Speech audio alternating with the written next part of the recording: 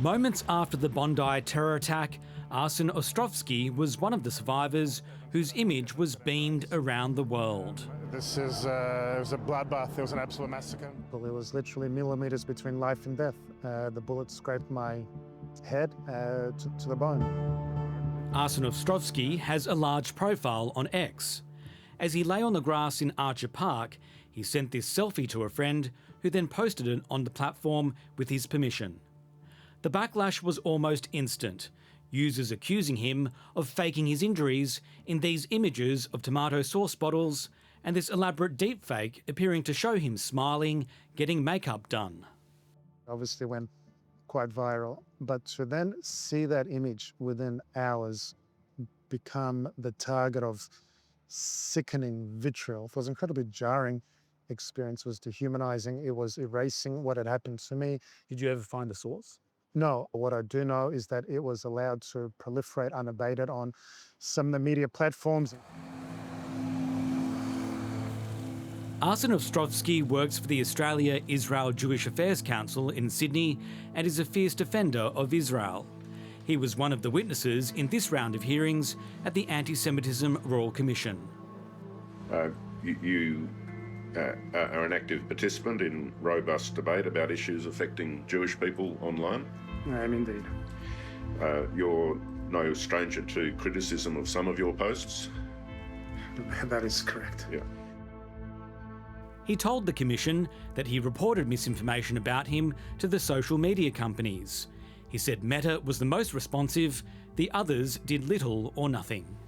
I reported it recently again on YouTube, where I saw videos and podcasts still circulating to this day, calling Bondi a intelligence operation, a false flag operation, that I was a crisis actor. So these videos still exist on YouTube. This week, representatives from the social media giants are fronting the Commission, including Meta's Global Core Policy Director Benjamin Good, who today defended the company's removal policies via video link in the US. The content that violates should be removed. We report on our enforcement metrics publicly and find that it is removed overwhelmingly. I want to talk about something important today. In January last year, Meta cut its independent fact-checkers, claiming that third-party moderators were politically biased. The reality is that this is a trade-off. It means we're going to catch less bad stuff, but we'll also reduce the number of innocent people's posts and accounts that we accidentally take down. That shift, the Commission heard, meant content related to terrorism or child exploitation was removed proactively by AI, a method Mr. Good called the gold standard. But that hateful conduct, such as antisemitism, was removed reactively, based on user reports. But the reactive approach necessarily can never achieve the gold standard, can it? It's true that there may be content that we don't remove because it is not reported, but I do want to emphasize that we are very carefully monitoring the extent to which that is the case. The Commission heard there was a more than 70% drop in the amount of hateful content Meta took action on, which Mr. Good could not explain. Can you suggest a plausible explanation for a drop of, say, 79% in the metric of hateful content,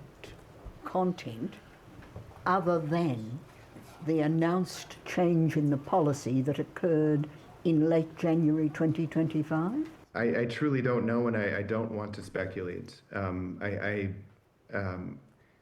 don't know if this relates solely or entirely to a switch to reactive enforcement.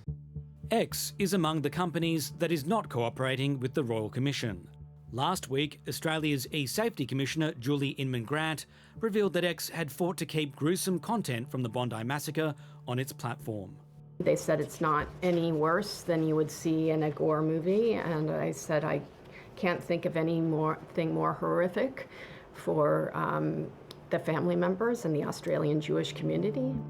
But while the E-Safety Commissioner said she was doing all she could to fight the companies, she also said there were limitations on her own powers to have content removed, because of slow legal and administrative processes and under-resourcing. I'm really sorry about the shortcomings of the scheme and when we haven't been able to help. We've got the most powerful technology in the world, owned by the richest, wealthiest technologists in the world, but we've never had looser guardrails. And that to me is a recipe for disaster. Every day at the Commission, there's been a huge police presence. But while that protects the physical safety of witnesses, it hasn't prevented them from being targeted online. The Commission has heard that some witnesses have been threatened with firebombing, been called cockroaches or vermin, and been told that the Bondi terror attack was fake. Again, the content was reported to social media companies, but only a very small percentage was removed, if at all, according to evidence documented by the Door Foundation.